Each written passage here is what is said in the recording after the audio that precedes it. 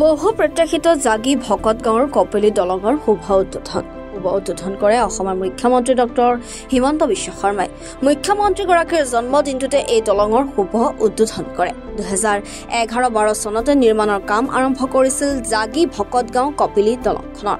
জাগি ভকত গাঁও কপিলী দলঙৰ ওপৰত নিৰ্মাণৰ কাম আৰম্ভ হোৱা দলংখনৰ মাজতে নিৰ্মাণৰ কাম স্তব্ধ হোৱাত ৰাইজৰ লগতে দল সংগঠনসমূহে কৰিছিল তীব্ৰ প্ৰতিবাদ, যাৰ ফলত সময়ে সময়ে জবাবদিহি হ'ব লগা হৈছিল অসমৰ মুখ্যমন্ত্ৰীগৰাকীৰ লগতে জলসম্পদ বিভাগৰ মন্ত্ৰী পীযুষ হাজৰিকা। অৱশেষত সকলো ঘাট প্ৰতিঘাতৰ অন্ত পেলাই আজি বহু প্ৰত্যাশিত জাগিৰ ভকত গাঁও কপিলী দলংখনৰ শুভ উদ্বোধন কৰে অসমৰ মুখ্যমন্ত্ৰী ডক্টৰ হিমন্ত বিশ্ব শৰ্মাই। আজি মৰিগাঁও জিলাৰ বাবে এটা অতি গুৰুত্বপূৰ্ণ দিন।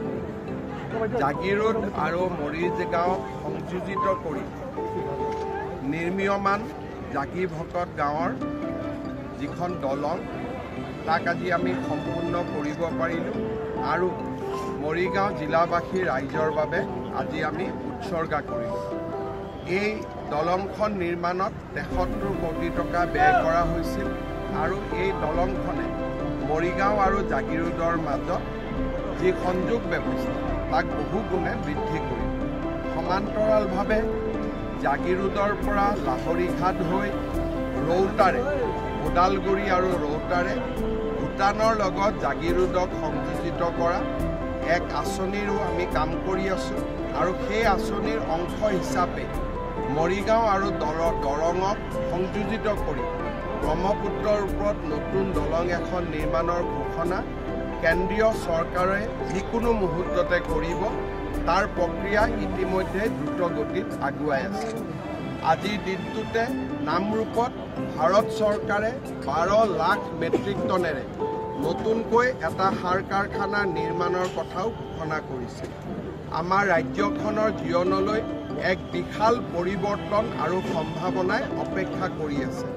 মই অসমবাসী ৰাইজক আন্দোলন বিবৰ্জিত, হিংসা বিবৰ্জিত এটা পৰিৱেশৰ মাজেৰে আমাৰ ৰাজ্যখনক আগুৱাই লৈ যাবলৈ আহ্বান জনাই। আমাৰ আচলতে এখন বহু প্ৰতীক্ষিত দলং।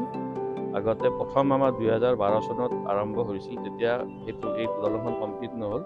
তাৰপিছত আমি পুনৰবাৰ আমাৰ মাননীয় মুখ্যমন্ত্ৰী ডক্টৰ হিমন্ত বিশ্ব শৰ্মা ডাঙৰীয়াৰ প্ৰত্যক্ষ হস্তক্ষেপত এই দলংখন পুনৰ নিৰ্মাণৰ কাম আৰম্ভ হয় 2023 চনৰ ডিচেম্বৰ মাহত।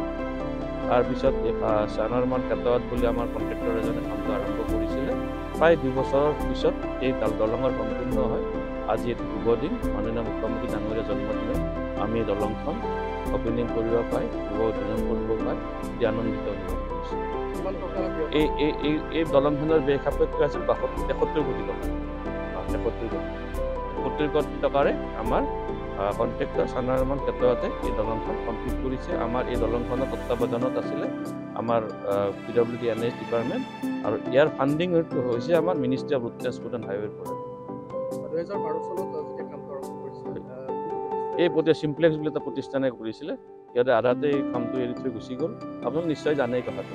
গতিকে তাৰপিছত আমাৰ মাননীয় মুখ্যমন্ত্ৰী ডাঙৰীয়াৰ প্ৰত্যক্ষ হস্তক্ষেপত আকৌ পুনৰবাৰ কামটো আৰম্ভ হ'ল।